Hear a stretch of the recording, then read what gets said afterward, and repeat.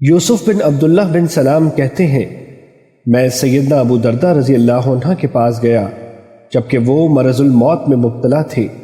انہوں نے مجھ سے پوچھا بھتیجے کس چیز نے تجھ سے اس شہر کا ارادہ کروایا؟ کون سی چیز لے آئی تجھے؟ میں نے کہا جی کوئی چیز نہیں ہے، بس آپ اور میرے والد کے درمیان جو تعلق تھا اس کے لیے آیا ہوں۔ سیدنا ابو دردہ رضی اللہ عنہ نے کہا یہ جھوٹ بولنے کا برا وقت ہے۔ میں نے رسول اللہ صلی اللہ علیہ وسلم کو یہ فرماتے ہوئے سنا جس نے وضو کیا اور اچھا وضو کیا پھر کھڑا ہوا اور 2 یا 4 رکعت نماز پڑھی اور اس میں اچھے انداز میں ذکر اور خشوع اختیار کیا، پھر اللہ تعالیٰ سے بخشش طلب کی، اس کو بخش دیا جائے گا۔ حدیث نمبر 607 مسند احمد۔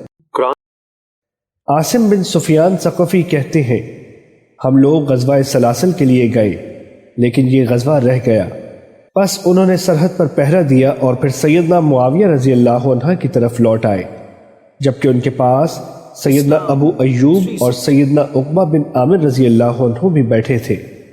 عاصم نے کہا اے ابو ایوب اس سال ہم سے جہاد فوت ہو گیا ہے، جبکہ ہمیں بتلایا گیا ہے کہ جو آدمی 4 مسجدوں میں نماز پڑھے گا اس کے گناہ معاف کر دیے جائیں گے۔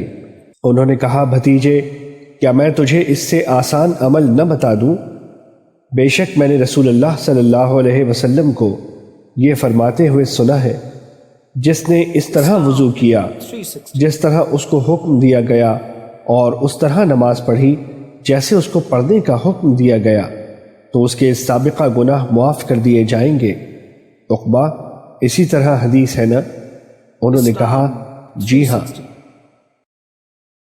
سیدنا عمر بن ابسہ سلمہ رضی اللہ عنہ بیان کرتے ہیں کہ رسول اللہ صلی اللہ علیہ وسلم نے فرمایا جو نماز کے ارادے سے وضو کے لیے کھڑا ہوتا ہے اور وضو کے پانی کو اس کے مقامات تک پہنچاتا ہے تو وہ اپنے گناہوں یا غلطیوں سے پاک ہو جاتا ہے، پھر اگر وہ نماز کے لیے کھڑا ہوتا ہے تو اللہ تعالیٰ اس کا درجہ بلند کر دیتا ہے، اور اگر وہ بیٹھ جاتا ہے تو گناہوں سے پاک ہو کر بیٹھتا ہے۔